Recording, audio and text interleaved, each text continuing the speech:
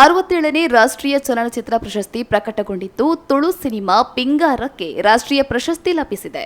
R Preetham Shetty ನಿರ್ದೇಶನದ ಪಿಂಗಾರ cinema 2019ನೇ ಸಾಲಿನ 67ನೇ ರಾಷ್ಟ್ರೀಯ ಚಲನಚಿತ್ರೋತ್ಸವದಲ್ಲಿ ವರ್ಷದ ಅತ್ಯುತ್ತಮ ತುಳು ಸಿನಿಮಾ ಪ್ರಶಸ್ತಿಯನ್ನ ಬಾಚಿಕೊಂಡಿದೆ.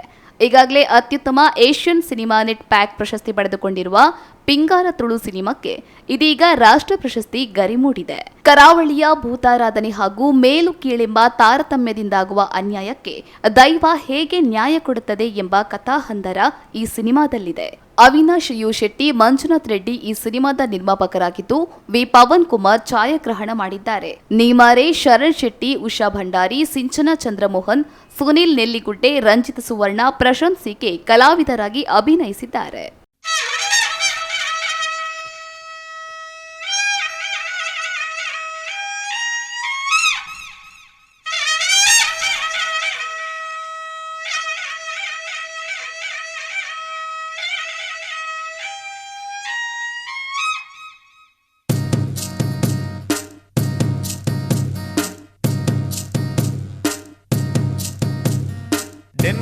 ಡೆನ್ನಾನ